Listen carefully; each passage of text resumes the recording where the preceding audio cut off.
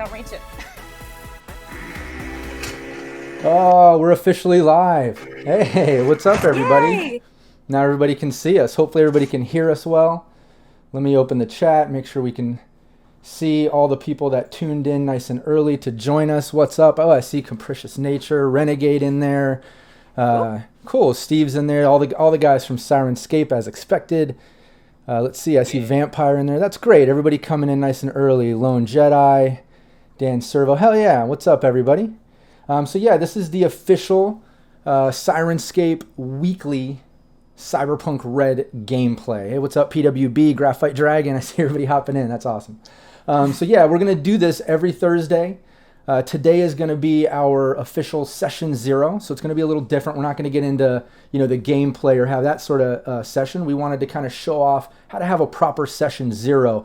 It also gives you a chance to meet all these great players, get introduced to their awesome characters, and kind of see how they all know each other through their life path and how we're going to step into this world starting next Thursday. So before we get started, I want to go around the table here and have everybody just, introduce themselves first, who you are, what you do, where people can find you, that sort of thing.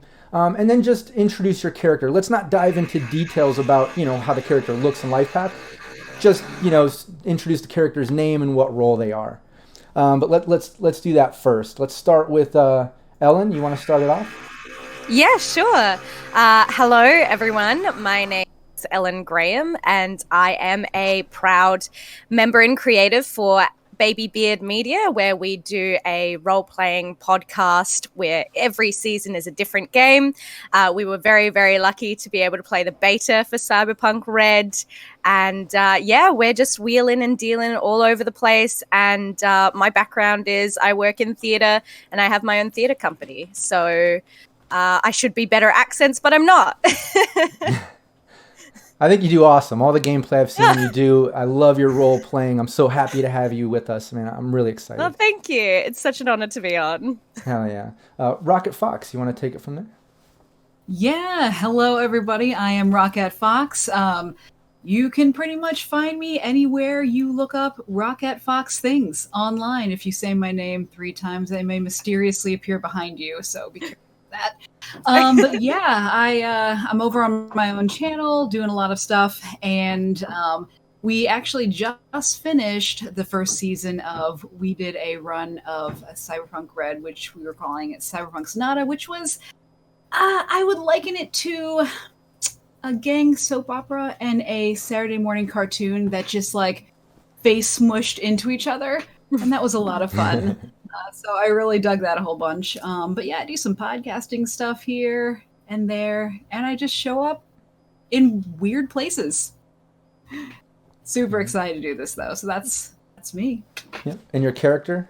Did we mention that? Ellen, did you mention your? Did we? Oh no, sorry. I am sorry, Rockette. No, please take the floor. Thank you. Take the stage. I'm playing a rocker called Ali Katz, who specializes in more adult entertainment, let's say. Nice. Over to you. Yeah. Thank you. Oh, this does give me opportunity to say I actually do theater as well, so I'm super excited to work with Ellen. But yes, my character is Hades, who is a Netrunner, who you would not think this by the name, but is super kawaii and is a gamer and got into the netrunning scene that way. But when actually in the system, the avatar is a very pale guy with horns and stuff like that. So people just don't know. Oh yeah. Yeah, I love that. And I can't wait to see the interaction. I think, I'm not sure if that changed with how Alley Katz is. Correct me if I'm wrong, Ellen, but I think the style is am I wrong? We might be 2 peas in a pod. That which might is be fun. I feel like peas in a pod. Also, I do have to say, in seeing, I'm going to be wearing these next time, but in seeing your Yay! Except you have the nice version, awesome. And I have the Amazon Kids version. But they are very cute. Thank you. 2 gamers on the team. Awesome. Yeah. All right, going over to Phil. A lot of you might recognize Phil. He was GM for the official Artal Syrinscape weekly gameplay that just ended. You can check that out on the Syrinscape YouTube. All the VOD is there. And also these live streams will be there as well. And I'm going to be putting these episodes in podcast form on the Cyberpunk Uncensored podcast. So that'll be great too. But yeah, Phil's on the getting to play this time, which is really fun. So yeah, Phil, why don't you introduce yourself and your character? Hello, yes. I'm Phil. I am also a quarter of Baby Beard Media with Ellen. So we work together quite closely. We went to the same acting school, both theatre kids. Yeah, we have this podcast, and I am sort of the Cyberpunk specialist for our podcast. So I wrote a 2020 campaign. I wrote our Red campaign, Feed the Beast. And yeah, and very recently you would have seen me on here DMing Out on a Limb, which was like a roleplay heavy conspiracy style game, a limited series of 8 episodes, which I'm really proud of. So please check that out. I also made a cool kind of like custom setting for Cyberpunk Red as well, which I'm working on releasing as soon as I can. And yes, I'm known for my accents, my various American accents, including my favorite, which I trotted out during the campaign, which was a bit of a southern drawl. Nice. A lovely character named Kitty Kicks. Anyway, this time I'm a player, which I'm very excited about. I love playing. I have a med tech in John's game. But this time, I am playing a solo, which is a little against type for me, so I'm very excited. Playing a solo called Bud, who is a bit of a freewheeling nihilist who believes talk is cheap and life is cheaper. Oof. Hell yeah, that's going to be exciting. It's always interesting when a character lives it hard and fast in the realm of cyberpunk. You know what I mean? Classical punk, full mohawk. It's the whole deal. Yeah, exactly. We're gonna get you a wig. Oh yeah. But yeah, let's get the mic and stage over here to Brandon. Why don't you introduce yourself and then tell your character? Sure. Yeah, I'm Brandon Perkins, and you may recognize me from other live streams such as Realm Smith's Into the Mist and Realm Smith's Tides of Wildmount as well. So I've been doing stuff with Realm Smith for a number of years now. I also do work with Mithril Armory. Most of the streaming I've done in the past is 5th edition Dungeons and Dragons. So this is my first delve into Cyberpunk, but I've been excited for this for a very long time. So I can't wait to just dive in. I am wearing part of my costume, not the whole thing today. But my character, his name is Rush. His real name is Arlo Sims. And he speaks with a real southern drawl, something sort of like this. And he's a fixer. And he's the kind of guy that you would trust a lot of times because he's a little charismatic. He's the kind of guy that he will inspire trust in you. And you'll believe in him. And then when you're least expecting it, he might just stab you in the back. But he's good to his real friends, just so you know.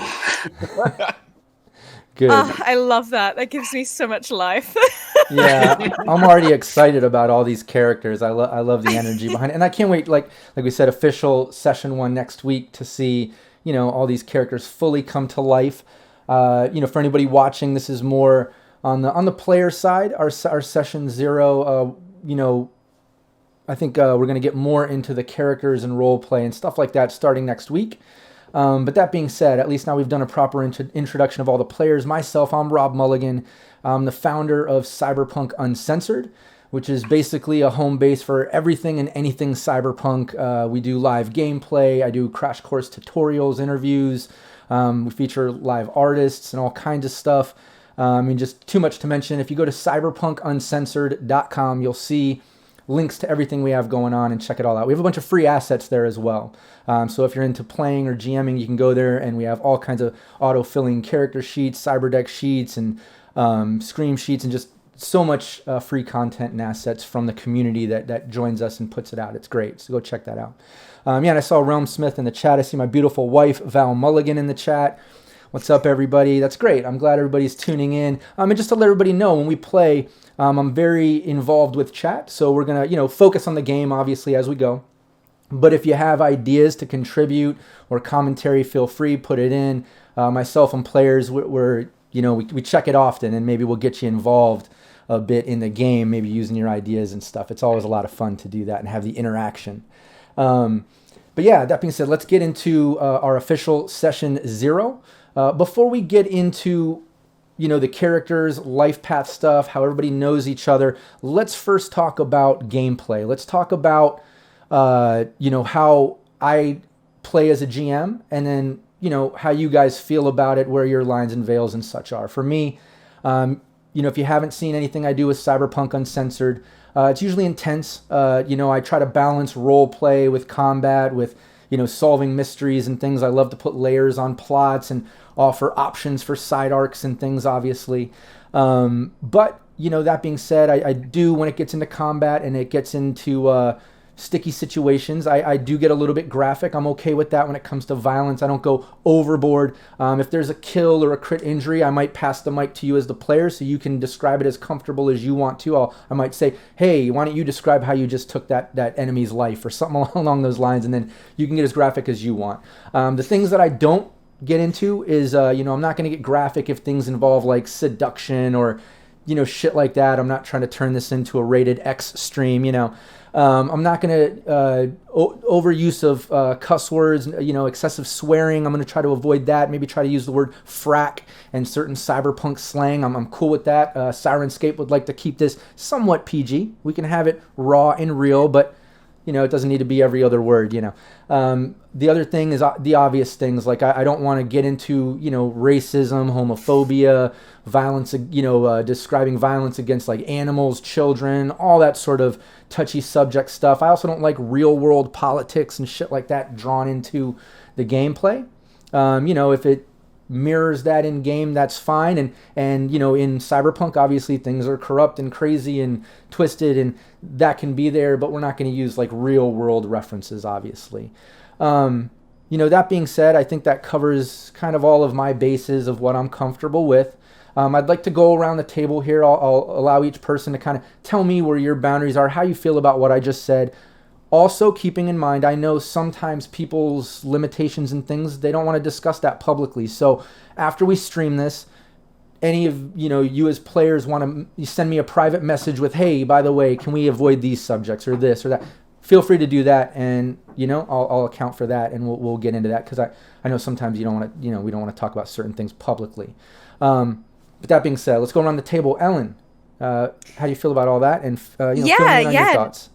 No, I feel really great. I'm all okay for gore and violence. I think Cyberpunk by its nature is a pretty graphic and but in a kind of like that 80s cheesy way of like Total Recall, just like and stuff happens and limbs get blown off, and I am so down with that. I guess my lines are similar. I don't like the use of slurs in games. I recognize that we want to reflect the world, and naturally some people will just be crap, and there will still be lots of isms and xenophobia. But yeah, I don't like the use of actual real life slurs that can hurt people in the game, but also in the chat and our audience. And a real hard line for me is I don't want to see any kind of sexual violence depicted in games. Cyberpunk's bleak enough. Yeah. I think that's pretty much. I'm a very heavy role player, and so I love to kind of chip in with may I's, and I guess this is a great experience for session 0, kind of what if our characters were buddies or blah blah blah, but I always want to make sure that I'm being respectful. So if someone's like, hey, stop telling me stop feeding backstory into my character, then just tell me to shut up, I'll do it. That's me. Sense. Perfect. And that makes perfect sense. I love it. Rocket Fox, what do you think? Yeah, I would have to agree with everything, and would say that pretty much everything for me has been covered by the previous two things here. I pretty much agree. Most of the games I play, I tend to play a little chaotic personas who tend to involve a little violence in a kind of weird camp sort of way. For example, like when we were running the Cyberpunk Sonata game, my character had a severed hand that she carried around, just fun. When that one got old, she got a new one because you can't. Those things don't age well. Right. Like bread. Yeah, it is. It starts growing mold. You got to get yourself a new one. But so I very much love digging deep into just unexpected. It sounds bad when I say digging deep into unexpected violence, but in kind of a fun way. But I think as far as the lines and veils go, I would agree with what everyone here has said. Sticking away from sexual violence, any language that would be slur adjacent, again, just for people in the game, but also for the chat and people watching later, listening to podcasts, things like that. It's reflective of the real world. I can appreciate, but we also don't have to dig into some stuff that is we know that it's there, and I don't think we have to gratuitously go into that just to be like, it's in your face. So Right. Totally agree. No, well put. Phil, anything to add? Yeah. I'm gonna broadly agree with the others. I have a particular sort of issue around ableism. I work with people with disabilities as my day job, and a stepfather to a disabled young man. So yeah, that stuff kind of hits quite close to home. So any of that stuff is a real hard line for me. Otherwise, as the others have said, it's a violent game. You've got to have a little bit of, arms coming off, shoots of blood and stuff. Obviously, going overboard gets a bit weird, but you can't have Cyberpunk without a little bit of, as Ellen says, 80s style kind of schlock violence. Right. As an assimilated Aussie, I do swear a bit, so I'll try and keep a lid on that. As DM, I didn't always manage that as well, so we'll see how I go. People can poke me if I start swearing too much. Okay. I'm okay with kind of, veiled sexual content. Obviously, no sexual violence. We don't need that in our games. Not what we're here to explore. And I know all of us are on board with that. But yeah, I think, the pleasures of the flesh are something that's very prevalent in Cyberpunk. We've got an adult entertainer on the team, so I personally am comfortable discussing sort of things of a sexual nature, especially in a sex positive way. I think that's fine. We don't need to get into like graphic descriptions of what happens, but plenty of room to talk about flirting or what people are up to with a veil behind it. That's totally fine by me. Yeah, and I think I just want to highlight that this is an awesome best practice, and I love having these discussions prior game, and it's great and considerate of Rob to do this, especially having this open channel behind the scenes as well for things that you might be sensitive about. Yeah, I think that's about me. Perfect. No, it makes perfect sense. I love it. Brandon. Yeah, so I definitely agree 100% with the sexual violence. It's something that's really uncomfortable for me. But I think also violence against children is huge with me. Anybody that knows me from previous streams, that's always been a trigger for me and my characters, where if kids are getting hurt, then someone's going to die. So for me, that's a really touchy subject. So that's, on top of everything that's been said. That's the only thing I would add an extra emphasis on, because that's tough. And thanks for doing the Session Zero streamed as well. I think it's the first time I've been a part of a live Session Zero. It's cool to actually get to do this as a communal thing. Yeah, no, that's awesome. My pleasure. I always do Session Zeros live with all my gameplay I stream. And this is no different. I think it's important, to put it out there. And I think it's a great opportunity for, fans and people and part of the community that are tuning into the stream or the archived VOD to really get to know the players and the characters, and how they all know each other, like what we're about to get into about life path stuff. I think it just, I don't know, it really helps people get invested in the story and the characters and all that. It just brings them to life. I love it. But then, like we said, it also covers all bases and lines and veils and all that. It makes sure that gameplay moving forward can be a positive sort of experience. We can have the most fun with it.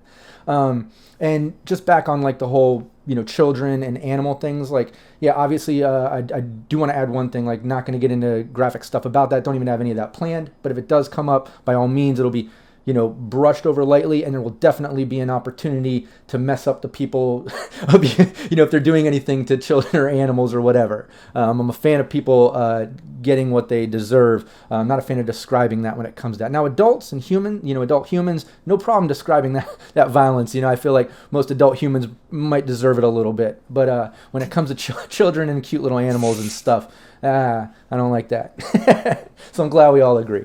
But yeah, anybody after this wants to send me a message with anything else, to cover in private, go for it. Let's get into this session 0. I want to bring up, let's see here. I want to bring up some Syrinscape sounds. I know I've got a little bit of,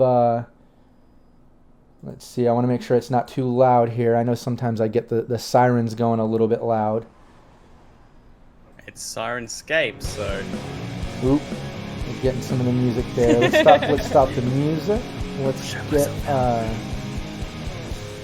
here we go, we'll fade that. Even though that's my past band, I love doing voiceover work and having my music in the Syrinscape sound sets, but I'm going to remove that for this session 0 so it's not distracting. Just wanted a little bit of city noise in the background just for fun. But yeah, let's get into it. What we're going to do is we're going to go around the table. Everybody in Roll20, make sure you open up your character sheet, get to the life path section, and we're basically going to have each person describe their life path.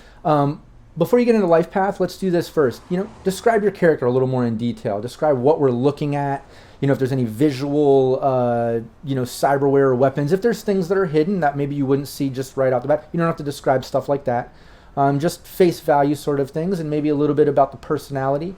And then let's get into life path. And while you're describing your character's life path, I know we kept some things vague. We didn't name certain parts because we want to intermix, each other's characters. So while everybody's describing their character life path, I want everybody else looking at your own life path and thinking of ways that it can intermix. We're all creative thinkers here. I'd love everyone to, let's all help each other intertwine these life paths. You know what I mean?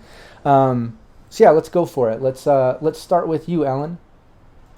Rob, I thought Hi. you might give the kind of team overview, like before we start. Yeah, let's do that. So we can tie that all together. No, great idea. And then that way everybody watching too kind of knows exactly what's up. This isn't just a normal Edge Runner team starting off with, okay, we all know each other, let's try to do gigs together or whatever. We're starting this team off working for District PD up in the Upper Marina. District PD is kind of a new thing. It just started up over the past year. Usually there's NCPD. District PD it's funded partially by the council. There's some independent investors as well. NCPD recognizes district PDs as helping, but they don't have any power in other districts. They're trying to basically help out and make the city, good, fight crime, all that good stuff. Our team works for Upper Marina District PD, but they're part of an investigative task force that's kept off the books. District PD knows that they're temporary. They might not be here to last, and they're constantly threatened by NCPD, by the investors of the council. When things aren't going right, things go wrong for their district. They threaten pulling funding, things like that. So the District PD knows sometimes they gotta work outside of the laws and kind of bend the rules a little to make sure their district is safe and up and functioning properly so they can get that funding and continue their services. That's where our team comes into play. All of our players here, their characters are basically, they were recognized as being an Edge Runner team. Maybe you guys were working together in the past. Maybe you've known each other. We're going to get into that with the life path.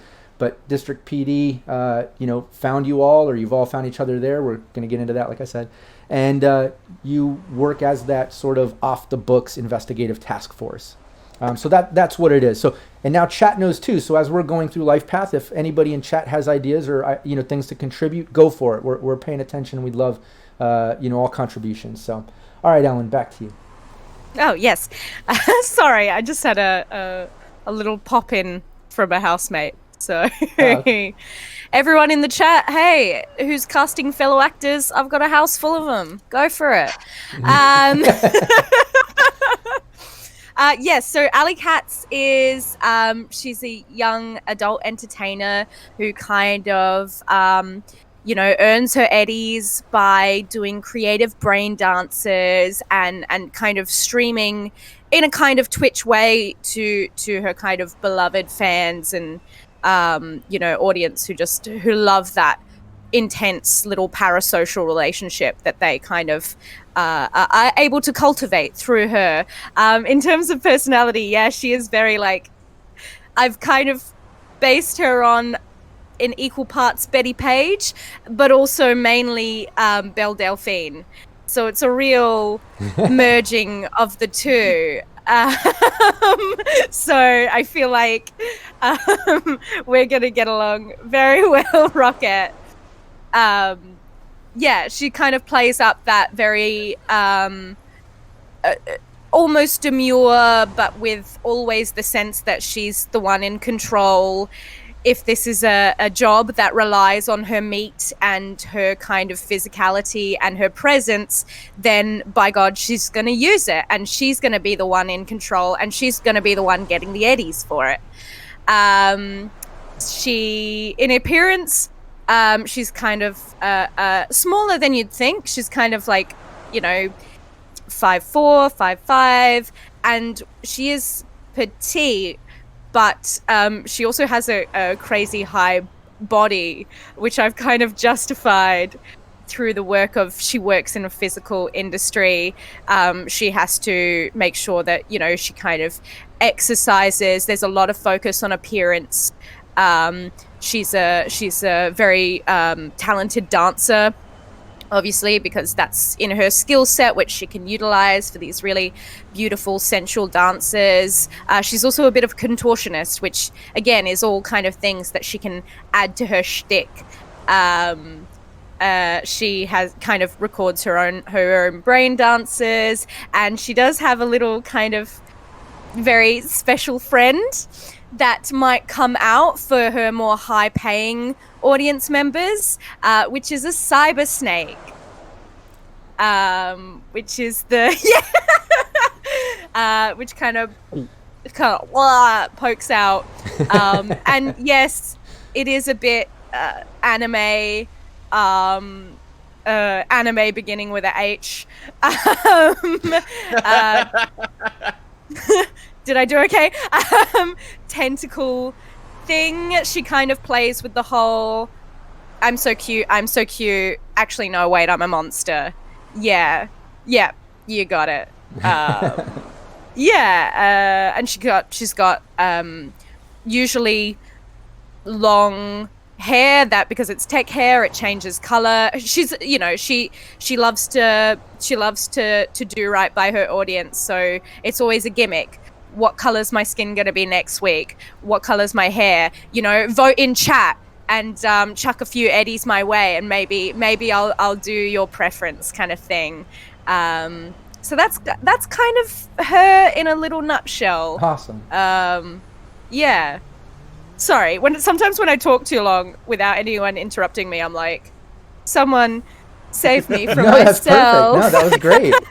No, I love it. I'd rather get a good feeling for the characters, Let's get into she also has I forgot to mention one of her weapons, which I had to ask Rob about.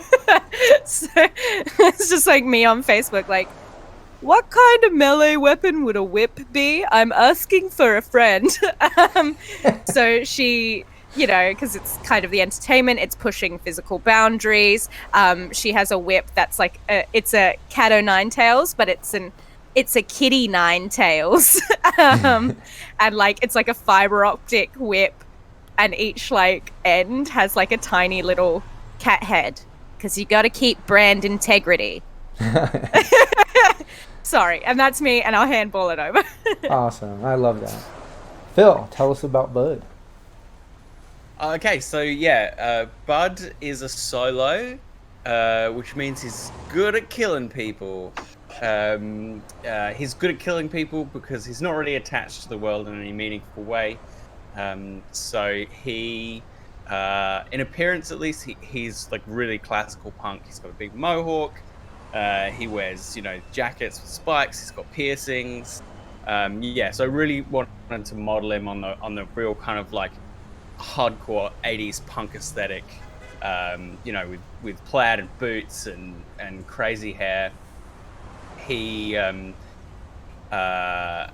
his neural implants and a subdermal grip for his gun, and one of his legs is actually a medical grade cyberware, so not a full expensive cyber limb, but he's lost a leg in the past and he's had it replaced. So he's got a bit of a background of literally being adrift, because he grew up on a drift nation, which is one of these floating cities out there in the sea where things are a bit kind of loosey-goosey. And he quite literally kind of drifted ashore one day into Night City after the search for something bigger, after his whole family was scattered to the wind. And so he has a couple of friends on the street, but otherwise, he doesn't have anyone he's really attached to.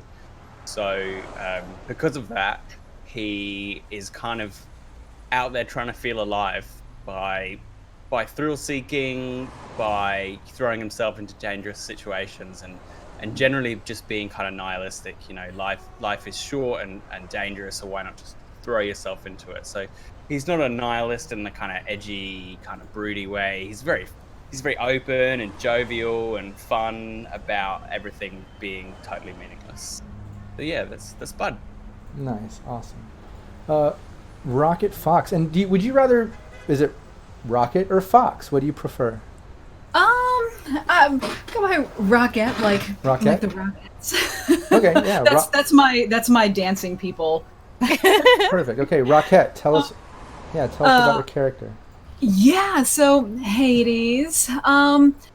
She's cute. She's real cute. And I feel like I can't talk about her without going into my kawaii voice, because she's so cute. She's adorable. She's just a little kawaii girl. She has bright, colorful hair and pigtails, and she initially became a Netrunner because she's really into gaming, and she loves gaming, and she's kind of a little bit of a prodigy. But if people cross her, she will cut you. She's very competitive. She is not into it. She will GG noob, easy, please. Nice. Let us know. And so she ended up. That's why her avatar is this real fierce looking. Like, I imagine if anyone, oh God, I guess it's kind of an old anime now. Vampire Hunter D. Anyone out there? But picture like some nice spirally horns going on there. Something akin to this, nice. But also a cigar. So just because. But anyway, so when people meet her, kind of in systems and stuff, they don't know. Also, she goes by Hades, so people don't know who they're dealing with really, because she used to work with a lot of fixers. That, well, I guess she still does, but that was kind of her deal, especially before getting in with the group. And I feel like she and Alley Katz probably crossed paths in some way. Yeah. Yeah, I'm excited to go back around and dive into life path stuff now in detail. Now getting a feel for these characters. But anything else to add? Any visual weapons, cyberware along those lines? Yes, she has. So she has the Neuralink and interface plug, like wrist interface plugs, because. But she also has 2 cyber eyes because she uses virtuality, so she can also see what's going on. But she also has, it is called the Hellbolt. It is. It stops cyberware because it's an electronically based gun. Nice. Because she's not going to mess around with that. Yeah, I'm a fan of That's Netrunners. like the microwaver, right? It's a what? It's like the microwaver in the standard rules, but you could have Yeah, kind of. given it a different name. That is rad. I love that gun. That's so cool. She doesn't want people getting near her. Yeah, microwavers are badass. She a little gal. She don't want that. Yeah, no, and I'm a fan of Netrunners that go the route of the internal virtuality goggles and try to. It's very ninja-like, I feel, with getting on the net. I love that. Brandon, tell us about Rush. So, Rush, he grew up among nomads as part of a transport crew that would move product from Canada down to the southern states. His parents are both from Louisiana, but they both also are from their parents beyond that were from Calgary. So he's descended from Canadians, much like myself. But he really adopted the southern lifestyle, living, on the road and everything as well. Hence the accent and the cowboy hat and everything. He values friendship most, and that's something that anybody that knows him will know that. Because one of the things he'll often say is, chumba chumbada, my friend, just to inspire confidence. But you also know that if he says that to you, you're probably not one of his close friends. That's what he says to people he wants to think he's, that he's really sucking up to his closest friends, which I hope you guys end up being. He would say something. He'd have more of like an intimate pet name or nickname for each of you. But for anybody that's not his friend, he has the capacity to completely turn on them when the opportunity strikes, if it is required. And a lot of times it has been required. So he's well known as a fixer, but underneath it all, people in the shadows also know that he, has a dark side as well. He also has a bit of a flair for sunglasses, and he'll swap them out from time to time, just because he likes to change up his mirror shades. And it's very reflective, I know. Oh yeah. Yeah. So I've got more on the way. Thanks, Amazon. But that's one of the things that he likes to do. He regularly changes out his mirror shades. And beneath those mirror shades is something he never lets people see, which are his cyber eyes, which he can use to see in the dark and see through smoke, which also helps him as he does his fixer work and scouting out different locations. Perfect. Awesome. I love him already. So now let's go back around the table and let's focus on life path. Now I feel like we all have a good idea of, the character's personality, generally speaking. We'll obviously get more into meeting all these as we go and interact, but and the look and such, But let's talk about life path. Let's go into all that good stuff, enemies, friends, family, all that things. And like I said, as we go around, everyone think of ways that their character can fit into each other's life path. And if something comes up, not that we're trying to interrupt each other, but when there is a point to interject, if there's something that you feel fits perfect with your life path or something, let's do it. Let's connect these characters and have it make sense. You know what I mean? But back over to you, Ellen, if you want to start it off with Allie, and let's go through the life path. Lovely. So this harkens back to one of our Red campaigns where all the enemies were past lovers. That's not in all true for Allie, but like all of her life path stuff has at this point involved a past lover, which kind of makes sense. She works a lot with she works a lot with emotions and being the kind of person that people want to see, right? And so as a result, turns out that sometimes when Allie wants to be Allie, that's like at odds with how people were immediately perceiving her. So she kind of grew up rough kind of in the middle of the combat zone. And I feel like she kind of, you know, in her life path, her family are all gone, in prison or locked up or taken by, you know, all the other kind of cats out there who are just looking for their, you know, a slice of the pie. And so she managed to kind of move out. One of her exes, I think, is part of a nomad gang. And then kind of got out, started forging her kind of career in being cute and malleable and what people wanted to see. She wants like fame and recognition above all else. Yeah, she has one friend, a former lover. She has 3 tragic love affairs. And she has one enemy that is an ex-lover. So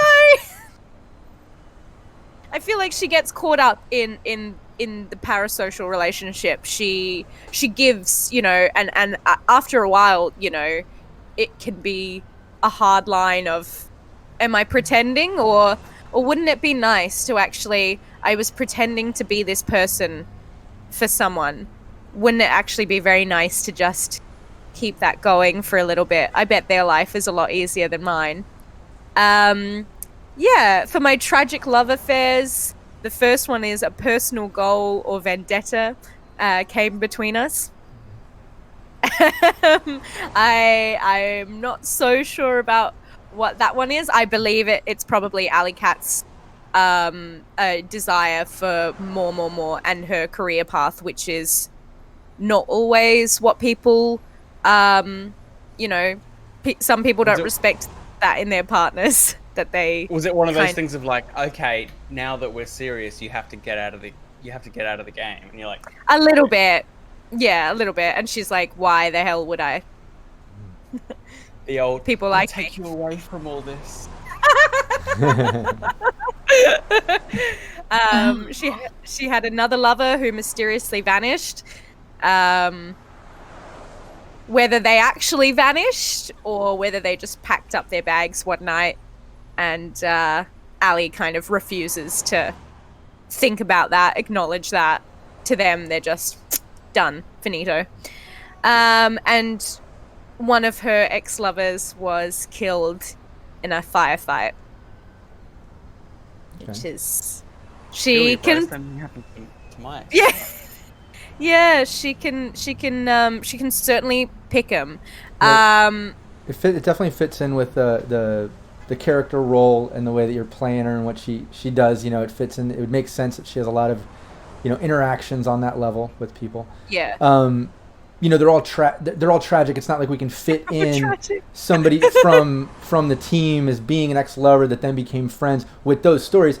But already I can see, you know, there's something there. At least maybe if someone was a past lover was killed in a firefight, maybe someone else from the team was there and at least saved your life. Couldn't save your lovers, but maybe that's how you met somewhere in a firefight. But keep going. Let's keep trekking through. Well, one of the friends is a former lover, so I'm happy for anyone to do, like, maybe it's the thing that it's like, actually, we don't work out as relation, you know, a romantic partnership, but we have a lot of other great things, and once you kind of cut that out, our friendship like bloomed afterwards. So I'm happy if anyone wants to do that, but if not, I will just make an NPC and they will be dope. I would be willing to take that on. I was hoping it would, because I feel like it's like, maybe it's you know, it's Hades and Katz and like and then once they get closer, it's like, by the way, there's something you should know. What you've been seeing is not totally the truth. Yeah. I feel like she would be all over that, and like, oh my gosh, like you're pretending to be something else too. Well, and then Well, for Hades too, for the friend that she has, like an older sibling, is what I have, and I imagine like maybe once it crosses past like, oh, like we get along in a different sort of way, and then it's like we're like this now, we're like this. Ali Hades. Yeah. Yeah. No, I love that idea that it's like, and I did say in the chat, I was like, I'm fairly sure that Ali plays Elfline online. If anyone wanted to meet her through that. I mean, listen, Hades got into all this because of gaming, and also one of Hades' tragic love affairs was a lover killed in a fight as well. Oh no! Oh, and also a lover that was kidnapped. Were we dating the same people? Yeah, maybe it was like a little maybe it was Right? a triple thing that didn't work out. They got killed. Yeah, crazy and then, situation, and then you guys kind of fell apart. It didn't work better as friends after that or something. I don't know. Yeah, Since you both have the same tragic situation there, Yeah, and maybe that just made us even closer as kind of friends.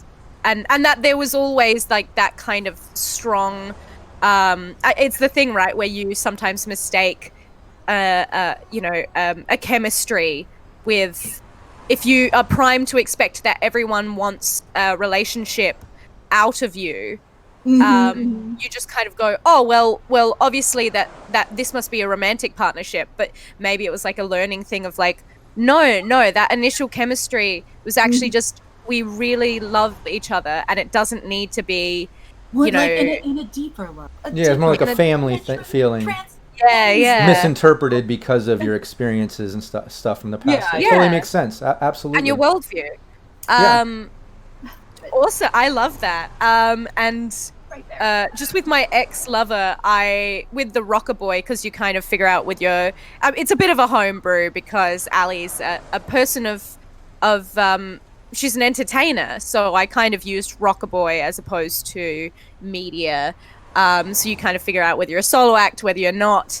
I figured that my big enemy, we started out as a duo, as a kind of, creating vids together. Yeah, creative differences. But then because we were initial, lovers, that just kind of business relationship and romantic one just crumbled over time. It got real bad, and Ali was kind of more popular, so it was hard to kind of wrestle that of the jealousy of working in a relationship where it is so love and sensuality based. There's jealousy inherent in that, but then there's also jealousy because, oh my god, my partner is more successful than I am. People want to see her more than me.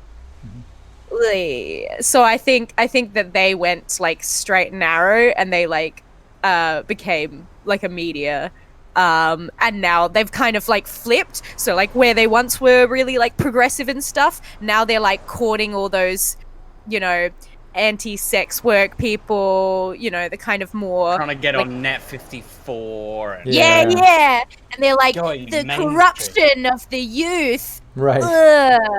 And so that's my kind of big enemy. It's like when it's the what would happen if you encountered them, it just said verbally attack them. Nice. So I think quite often there's like a barrage of Ali sending her followers to like get in their chats. Oh yeah, a troll army to go troll them online and shit. Yeah, and vice versa.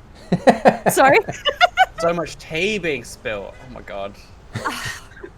It's it's a self-generating content machine, right? You got to get caught up in the wheels sometimes. Yeah. Yeah. So that's kind of her in a nutshell. Plenty of room to elaborate. I'm loving the weird polycule that wasn't. I love it so much. Here's the thing too is I think already we can see how Ali and Hades met built that beautiful friendship that felt like family once it was established after that tragic death, possibly. I think there's a connection there. Because of that, let's go over to Hades. Describe her life path, knowing that it has that connection to Allie, so we can try to see where Bud and Rush can fit into that connection. You know what I mean? Because we need to tie in the other players. Yeah. So let's flesh it out. I already feel like I might have seen both of their streams, even though I didn't know them directly.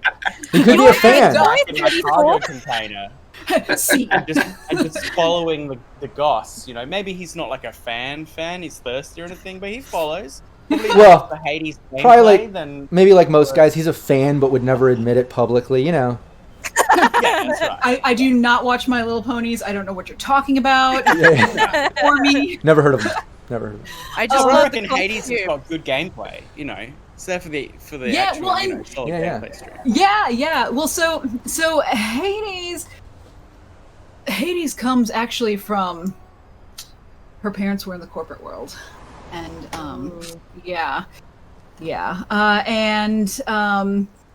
what had happened was the family was involved in a long-term conspiracy associated with a crime family, and that's kind of how they had a fall from grace, as it were. But that's how she got involved in all of the really ancient gaming of the time, such as, the PlayStation and things of that nature. the arcane gaming. Yeah, the retro PlayStation 5. The retro. But she was good, so she started just getting to where she started cracking systems just because she was bored. And I have here that she does work with a secret partner who may be a rogue AI. But also, her main enemy may be a rogue AI. Oh shit. It's hard to say. Could be a net ghost. But she has worked. She initially made her money by working with fixers and things like that. And getting eddies that way, getting favors and things like that. Because she was good. Her life goal is to hunt down the people responsible for her family's crisis. I like that. Her most valued possession is a stuffed animal, and most valued person is a pet bunny. Nice. She has a lot of stuffed animals, though, so I think that's important to point out. You have a pet bunny. Oh my god. So part of the solo life path is you have someone gunning for you, and I rolled a corporation is gunning for me. Ooh. So maybe the corporation that you pissed off is the same one pissed off with me. I like that. The enemy of my enemy is my friend kind of Oh, stuff. yeah. Mm-hmm. And the thing is, Well, too, with this whole life path thing, as we cross these things over, I love it when it's deep like that, whether it's a family sort of feeling friendship or, common enemy where it's like life and death, so you have to trust each other. Because the fact that this is cyberpunk, you want it to not feel contrived and forced that these are the only people you can really trust other than like your boss that's paying you, so to speak, It's hard to, have it feel dangerous and have that level of paranoia and all that stuff and still at least maintain it with your own team. You got to at least, be able to get a paycheck and trust the people you're working with. And I'm really loving how, these connections have depth to it. So I would love it to be, a common enemy. Because that can also work into future campaigns and things as well, obviously. But go on with the life path, and then let's revisit that while Phil, maybe you turn that over for a minute, because it'd be cool to come up with some weird thing with that or something. I don't know. I know you're a creative thinker, fellow GM here and stuff, so turn on that, all of you. I wonder, too, if perhaps he was involved with the conspiracy in some way. Not, like, directly involved, but, like, it somehow scooped him in, or, the tendrils got to him. Fall Guys? The corporation's not going to take responsibility for that. And you being a Netrunner, part of that could have been, you uncovered the hidden secret files and you were able to tell him, like, hey, this corporation I can't stand is actually screwing you over too. And then he turns his back on him, realizes they were going to take him out after he took you out somehow. You see what I'm saying? Like, maybe there's something there. Keep thinking about that. But go on with your life, let's see what else you got. Let's see. What else is there? I think that's most of what I got. The program. Most of my programs come from a local fixer who supplies them in exchange for work. Rush is a fixer. Then, we got a rogue AI somewhere. Yeah. Hovering around in the dark. I love that option too. I like that. I like there's a rogue AI that could possibly be, a friend or a potential partner, but also potential. Apparently, it's both. Yeah. Maybe it's the same. I don't know. I love that. That's really cool. But yeah, no, I've been thinking about that too. Rush being the fixer. Buddy, pal, friend. What was that? I missed what Phil. Phil, did you say something there? Oh, I was just wondering if you did your current friendships. Yeah, my main current friend is like an older sibling, which also apparently yes, I remember. was Yeah, a you said former lover as well. Oh yeah, we had that torrid thing. Sassy. Torrid. Spicy. So spicy. Yeah. It's there's a veil there, everybody. Yeah, but that you'll never know. Yeah. That's right. Yeah. But that right there, at least that incorporates both sides of that friend and tragic love affair sort of situation into the same character, of being able to know Allie, and that kind of ties all that in. I like the enemy corporate thing could possibly be tying Bud in. I would like to tie in Rush a little deeper than only being maybe the fixer hookup, but I do like him possibly being your fixer hookup for gigs. Anybody that has possible fixer hookups would be Rush. I love that. But we need something a little deeper to make it. He's not just your go-to fixer, but also he's family or helped you in the past. The same way where everyone else is working in. But let's go over to Bud, Phil, and let's go through his, since we might have a possible tie to Hades with that corporate thing. Yeah, I think there's definitely room there, and I'll see if I can tie myself a bit closer to Rush, because there's not that much coming in yet between Rush and the others. So we'll see how we go there. But I'll go through piece by piece. So in my solo specific life path, the type of fixer I am is vigilante for hire, and with a little bit of a mix of muscle for hire. So I feel like he lives in his cargo container in Upper Marina, and people need shit done around the place, and they know this guy's got a assault rifle and nothing to lose. So that's how he gets his eddies. So like, hey, these people are causing trouble in the neighborhood. They're up to no good, and they pay me to go do it. So his morals are spare the innocent. So while he is nihilistic and free, he doesn't just go after anybody. He's not a hitman. And the territory I operate in is the purview of a local fixer. So I feel like there's maybe like an established working relationship with Rush. That maybe, yes, it's professional, but maybe it goes deeper than that. They've been around doing stuff together long enough that they are one of those true friends. And he knows that, there are fixers out there who will dump you in the shit. Maybe this is what happened with the entanglement with Hades, but Rush isn't one of those people. And you mentioned the, first off, I love that, like I said, any incorporation of him being the go-to fixer for any of the characters. But the deeper level on that, too, is you mentioned protecting the neighborhood. What was that? Back up just a minute on that. Because vigilante for hire? Yeah, because, and I don't know what Rush's life path is. We'll get into that.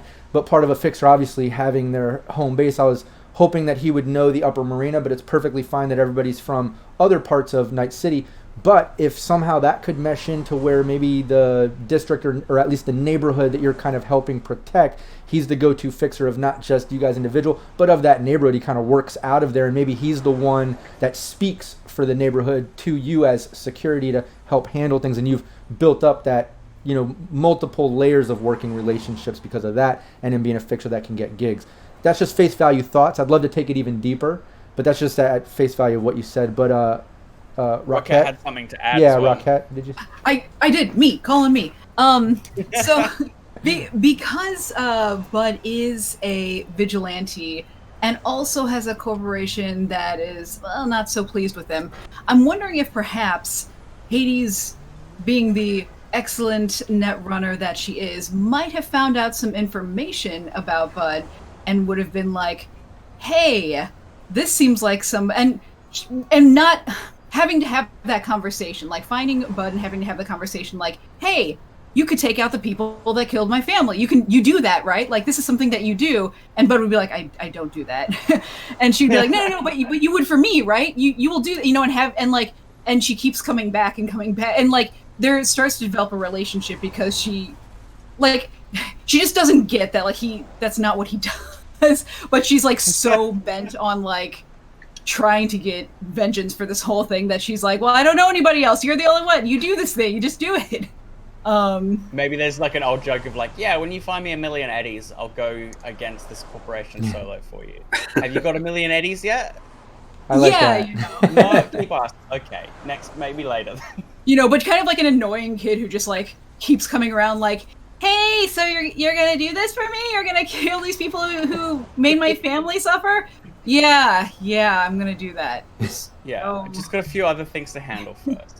Yeah, I'll get right on. See me next week. I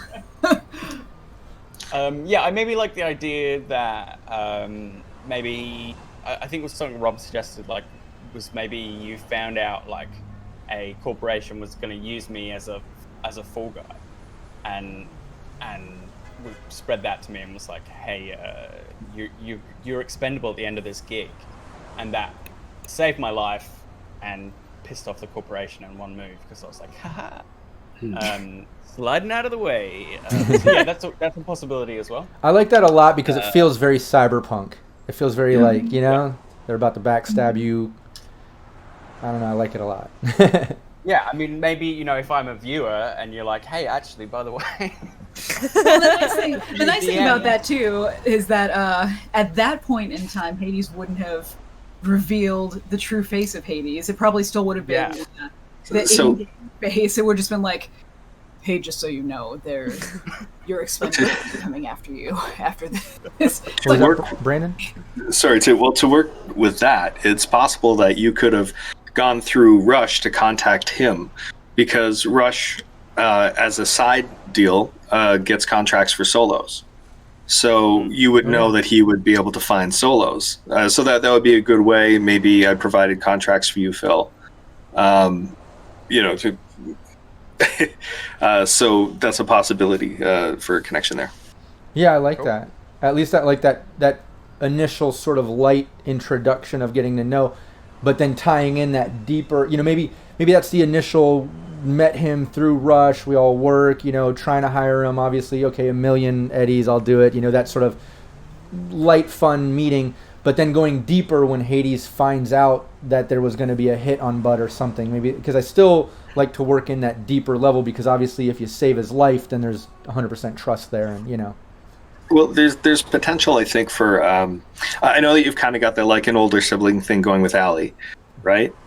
But I also have a friend that's like a younger sibling, and so when you mentioned that, I was thinking, okay, well, what if that is like, what if it's not one-sided? But I know we can get to that later. No, I like that right there because then there's two ways that everybody is connected beyond that first one, where at least Allie and Hades have that tragic love affair sort of thing that, broke them into realizing it was more of like a family love and sisterly, almost best friends thing.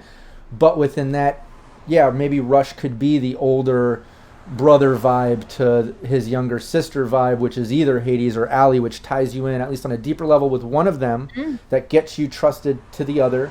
Started you, just getting light gigs. Introduced Bud through a gig through Hades, even though there's that $1 million eddies thing, go up against a big corporation. But then saving his life, finding out about that corrupt thing which got him, which got trust from Bud. All that kind of is tying in. I like that a lot. But continue. Yes, layers to the history. Yeah. Yeah. Let's Bud continue on, and then we'll revisit those. I love these ideas, though. Oh yeah. Cool. So yeah, pushing on through mine. There's like a South American cultural origin, which is I think quite loose because of the Drift Nation part I'll get to as well. Clothing style, we're going to go over that. Hairstyle. Most valued thing is authenticity. That's my interpretation of the honor role that I got. As a sort of a punk and a nihilist, people just being real is really important to him. And he gets that people have avatars and express themselves through those things. For him, that's not being fake. Being like two-faced and being like a corporate douchebag is being inauthentic, being not having integrity. So he don't interpret that as him thinking like he would instantly hate Ali or Hades for having a persona. That's just necessary things to survive. It's more about just that punk thing of just being real and just like holding on to the truth of who you are. And that pays into his kind of neutral feelings about people. He just kind of takes people as they come and reserves judgment. Most valued person, no one. No attachments. Life is too short and people die too easily for that. His most valued possession, I also rolled a 1 on his weapon, which I forgot to mention. His signature melee weapon, while he does use his Smart-Linked assault rifle, his signature weapon and most valued possession is a bow staff, which goes with his he uses with his karate style. So there's the kind of armor breaking combination with that. So he's got this cool gambit style bow staff which he uses to smash up people's armor with his karate. And I believe it's probably like a gift from someone who like taught him to fight in his younger years. This kind of like special weapon. Would that still be a ongoing mentor? Did you have anything like that maybe? Or would that just be someone in the past? So I have two friends. Two of my friends are just like, I just rolled from the street. They're like current friends that I met from the street. So it could be one of those people who's still in his life, but it could be someone from the past as well. He's no longer attached to. So I grew up. Family background was like Warren rats, like megastructure Warren rats, but I've sort of tweaked that a bit for him being part of a drift nation. So these are these like floating cities outside of like national jurisdiction, and I feel like megastructure Warren rat kind of ties into that as being just a different version of it. Oh yeah. Where there's all these people living in these kind of slums, shanty towns on top of this floating city, and so he's part of that. He's like literally adrift from everything, and then his family crisis is his family was scattered to the winds. So that's a reason for him to like leave that behind, come ashore, make a new life, because maybe something, I would imagine life would be super precarious. We just live in open water, away from any kind of jurisdiction. Maybe there was some horrible accident or some terrible kind of unrest or fight there that basically ended up his whole family killed or fled. He just doesn't know where they are anymore. So that's part of where his kind of like lack of attachments come from. Like everything from his past is gone, basically. It's out there in the sea, and coming to Night City is totally fresh, new start. He literally grew up adrift. Yeah, that's right. I don't want to be too on the nose, but it's thematic. No, be on the nose. So, yeah, it's a beautiful nose. I didn't roll any specific enemies apart from in my my gunning for you solo life path, which is this corp that's after me. Friends, I have 2 friends from the streets. I imagine they're just like people he's picked up recently. One of those would be Bud, I think. Not Bud, Rush, that's me, I'm Bud. Would be Rush, someone who's like turned from a professional contact into like an actual friendship, someone who has beers with and talks about the state of the local neighborhood. And what goes on there. And then I hadn't really decided on the other friend, but again, I think it's a recent short-term attachment. Doesn't let things get too deep. Yeah, it'd be cool to keep that one just as like a back pocket GM sort of tool or something. You know what I mean? Just that'll be an NPC one day maybe. But I do like your idea of the other one tying that into Rush. So then once again, everyone's multifaceted with how they're connected. Like You've got the Hades trust because of saving the life. The corp will define that corp. But the Rush thing could be like one of the few actual friends you met since Night City's so new to you because of leaving the family and starting anew in the city. You know, maybe he's the fixer that helped get you gigs and, you know, like the true friend. I feel like it flows quite nicely. You know, if you come off the sea, you know, coming out of the ocean, you end up in the marina. That's the first place you land. So true. And hey, look, I'm good at killing people. Can you find me a container to live in? And then, just the rest is history. And then my last thing is the tragic love affairs. One tragic love affair killed again, as everyone's lover in this game, killed in some sort of fight. Was it the same person? Ooh. That'd be messed up. It's a 4-pronged polykill. Yeah, now it's getting... Yeah, they were all dating someone. They were all dating someone who got killed. If that happens, then we got to bring Rush in because he's going to be the only one out, and that'll just be mean. No, we were basically all involved. Yeah. It was really awkward. One crazy weekend. That's funny. So I didn't know whether that would be something that's happened recently or something like that was part of being back on the Drift Nation, and that's another thing to leave behind. Yeah, I would like to keep that. Yeah, let's keep that one too as, you know, potential life path campaign involvement stuff or whatever, because we have enough ties with the other things that we've come up with Bud there that if we do any more, I think it'll be too much, you know, to intertwine that. Like we just said, you know, is it going to be a foursome at that point, and then is Rush left out? That's sad, and like I don't know, we're going to get crazy. I think things are going to get tied up in a minute. I like the thing that it's everything that happened out there was kind of fine until it wasn't, and then it's like a clean break from everything that's back in that old life. That makes kind of good sense to me for how his worldview. So that's Bud. I love that. Perfect. Yeah, and Steve at Syrinscape says he loves a quintet. Now, is that personal, or you mean for the game? Or we get a little too much information here, Steve? Or I don't know what's anyway. Yeah, what's the motivation behind that comment, Steven? All right, let's move on. Rush. Brandon, tell us about Rush. Let's get into Life Path. And you've got it. You know, you're the last one here to dive in the Life Path. You have the luxury. You hear everyone else's and how they're connecting. So feel free to, you know, be flexible with your Life Path and make it work. That's partly why I've been a little quiet too, because I've been looking for things that could tie together, but I also didn't want to interrupt some of the awesome chemistry that was happening. True to my smooth talking nature, I have no enemies, but 2 of my friends are former enemies. So I have 3 friends, 2 former enemies, and 1 that's like a younger sibling.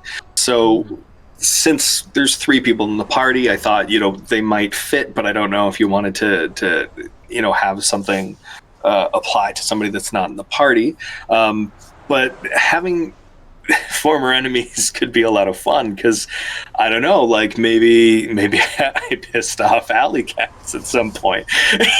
You know, maybe it's entirely possible. Yeah, I kind of like the idea if you have those and they can kind of fit in with the others.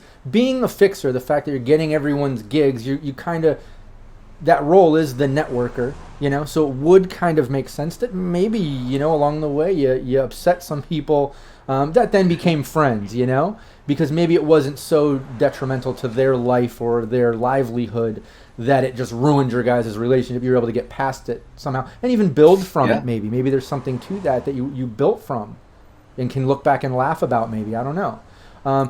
This kind of ties don't feel like if we use all those that I'm not gonna, for all characters, make up other past things and we'll have fun with it as we go. Obviously, you know. Oh yeah, well, there's plenty to work with. So there's another thing that had rolled up as part of my life path as part of being a fixer, which is that a former client thinks I ripped them off, and I wrote as an extra on there, I did. And so I'm thinking that could be one of my former enemies, is this person that I ripped off. And as a result of smooth talking into like an actual true friendship, it just makes us even that much tighter, because like we've gotten through this. They know who I am, and I have a better idea of who they are, you know, so it's a big hump to have gotten over. And maybe you respect that they actually were witty enough to catch what you were doing, and you were able to kind of laugh about it, not rip them off, move forward from there, and then have that common respect. Like, damn, he was slick enough. He was actually gonna do that to me, but I was slick enough to catch it, and he was, and I don't know, you guys. Maybe there's a common game, man. Yeah. I wonder if that's. I mean, Allie's got like a business in her skill set. I wonder if that could be the thing where it's like maybe she's relying on you, or she approaches you to try and like, I don't know, kind of sell some of her more risque brain dancers, or kind of get to a certain market, and like, I don't know, the percentages are just a little bit off, and she's just kind of like, this doesn't really add up, but you want to tell me about that? And then it's like I like your chutzpah, kid. It could even be funny. Kitty, come on. It's a finder's fee. This is how this business works. I thought you knew this. You said you knew business. Come on. Well, you did shift stuff in less than a day, so I guess that was a one-time fee. They call me Rush for a reason, baby. Oh. You're all right, Rush. You are okay. maybe when Allie figures that out too, she's like hitting up Hades, like, "Hey, can you hit up that Sola that I think this dude's kind of taking a little too much from me, and I need to." He hits up Bud, and then Bud's like, "Wait, this is the fixer? I actually know this guy," and like it all comes together. Like, wait, we all know each other? Holy shit! Okay, can we stop? Can we stop doing this to each other? Can we start being friends now? Yeah. It would also be funny if Phil was also a former enemy, and the reason why is because he took a shot at my head or something. Hell yeah. I like that. It was a hit gone bad, ended up friends. Yeah. I like all of that, especially if it's because of that same situation, Yeah. There we go. It all ties together. Yeah. Making them say. Tragic love affairs. One didn't work out. The other one went cyber psycho. Very tragic. Family crisis. They were exiled from the Nomads because they were doing side deals with Raph and Shiv. Okay. Yeah. So there's some shadiness in my family's past as well. Okay. Are you still close with the family? How do you picture that? If they got exiled for doing all that, how do you feel about that? How does Rush feel about that? There's a bit of a lack of respect. There's distance. They're a phone call away, but I don't go to see them on Thanksgiving or anything like that. So it's one of those things where like I've distanced myself from the life. I don't bother. Like I'm tired of sleeping in cars, So I got a cube motel or like a cube apartment, and that's where I'm staying. And that's part of the life goals as well, trying to forget a past life. So he's trying to create a new legacy without being tied to the old. Most valued person is a friend. So I guess one of my friends will be most valued. Most valued possession is a photograph. I haven't decided what the photograph is, but it may not necessarily be somebody I know, but something that was torn out of a magazine or something that just reminds me of, I don't know, something inspiring in some way. And other than that, his main deals that he brokers are as a fence for scavengers that steal from corpos and from combat zones. Perfect.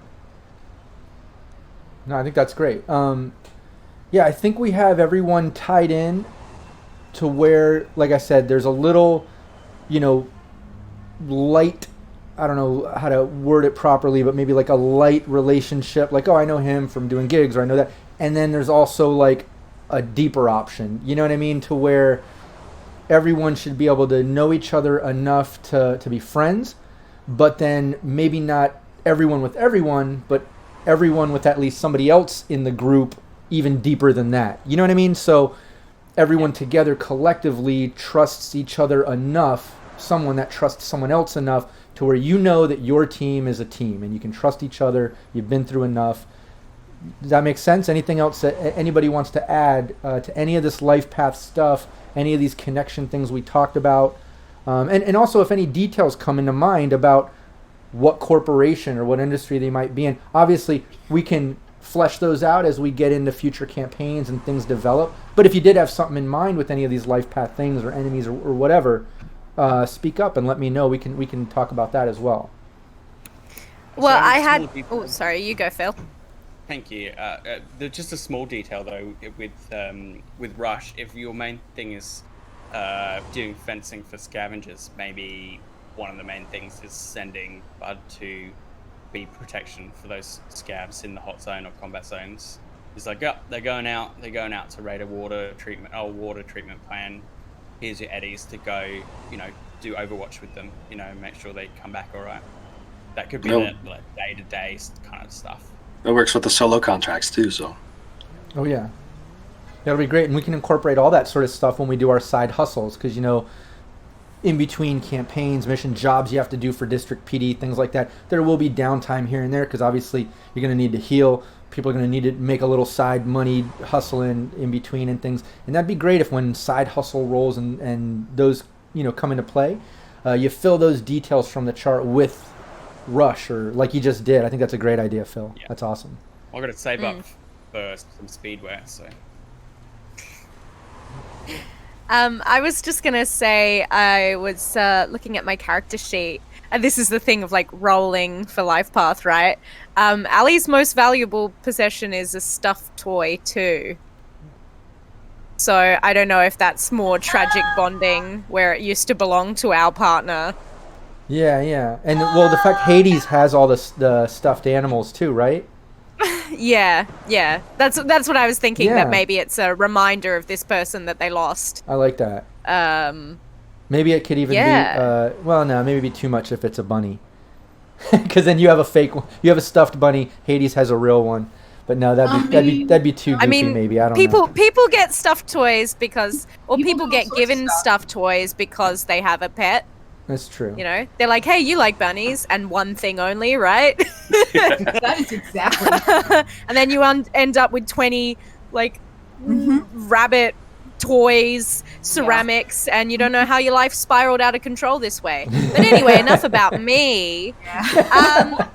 I also wondered if maybe with the creation of my enemy, maybe they are they're a media, maybe they're the face of this corp that you hate so much, and that has set Bud up for a fall, and they're that smooth talking public relations kind of person. I think Phil mentioned Network 54, and there could be something there. They are the big mega corp news outlet. They're pretty cutthroat to get there, as you can imagine. There could be something there, and we could make it that, and it could be that significant of an enemy for everyone too. Not that they're publicly gunning for you 24/7 and trying to, have bad publicity for their company, but if they can get away with it behind closed doors or do something, they'll be out for you. I think that might be a good one, and like you said, it fits into the media side of it.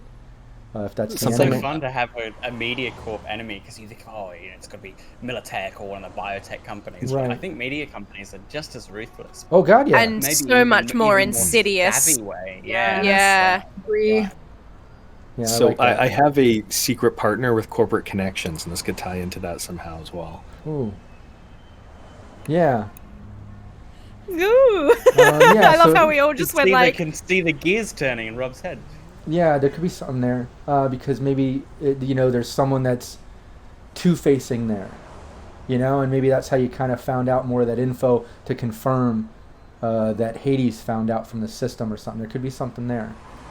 But yeah, I love all that, and that stuff. Like I said, we'll flesh out some of that stuff as we go into campaigns. Not that I want to give away too much, but our first run, our starting campaign is kind of focused in what it's going to be. There might be some incorporation of a life path or something, who knows. I've got some ideas here, but then moving forward after that, obviously that's when other things will come into play, and this is going to be a weekly ongoing. So as much as I'm there's going to be things that the district PD obviously is giving to you as an investigative task force. They're going to give you gigs that you have to do or whatever. Just as much as I do that, like I said, there's going to be opportunity for side arcs. It is an open world. During downtime, there's going to be other things you can pursue. I'm going to try to incorporate life path stuff and different things, even when we're in the middle of a campaign. Maybe it'll go on a side tangent for a couple sessions and then getting back to it. Who knows? We'll see. But But I think we're there. I think we've got it all tied together. I think I have enough ammo for future stuff, like I was saying. I think I know what I can pull to kind of get started with what I have planned for next week. That being said, I do want to just say, everybody in chat, thanks so much for chatting in and contributing ideas. Everything that you heard here with the life path, everything that we're planning. If you have any other ideas to kick out, do it now. Just throw out any ideas that you had while we were talking, and if not, no biggie. I feel like our players here, all of you came up with such great ideas, and the way that we're incorporating them and twisting it up, I love it. I'm 100% satisfied. But I do want to give chat the chance here if they had any creative ideas that they want to contribute. That being said, while we give them that time, I do want to remind everyone, make sure that you follow and subscribe to Syrinscape here on Twitch. If you're watching it on the YouTube, the VOD version, make sure you go over to Twitch and follow and subscribe to Syrinscape so you don't miss the live streams that we're doing every week, Thursday at 4 p.m. Pacific Standard Time. So let's go around the table just one more time. Give yourself a shout out so everybody knows who you are, where they can find you.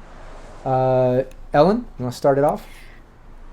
Thank you, everyone. Thanks, everyone in chat. Loving the bants, the good quality bants that's going on there, and some really cool ideas that I'm gonna steal viciously.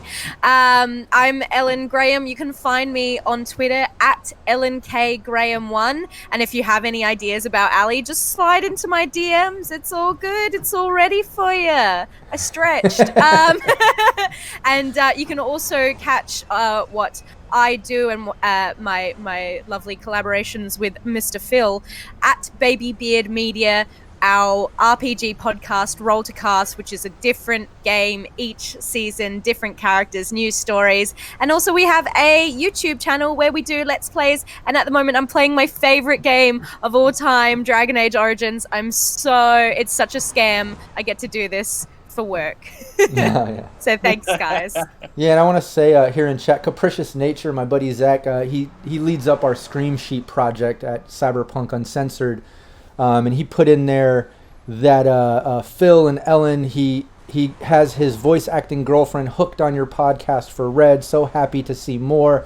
So I just wanted to shout that out because I think it is great. I'm a fan of your podcast as well, and your actual play. So everyone should check that out when you get a chance. But yeah, Rockette. Yes, I am Rockette Fox. You can find me anywhere Rockette Foxes can be found. That's my name pretty much anywhere. But I'm over on my own channel. We're gonna be bringing in a horror RP game coming up soon. That's going to be a full cast production, so I'm real excited about that. I've been wanting to get my freaky self on, so you can find me over there. You can find me on Instagram, where I do a lot of witchy looks and stuff like that, if that's your deal. But then you can also find me. My podcast is called Fantastically Strange. If you dig weird science and history, it is for you. Check it out. But I'm also going to be here, and I am super stoked about it, especially after this session 0, where I get to be amongst these amazing and incredible and beautiful people, just kicking some butt. So that's me. Oh yeah, 100% concur. Great team here. I'm so excited. Phil? Yes.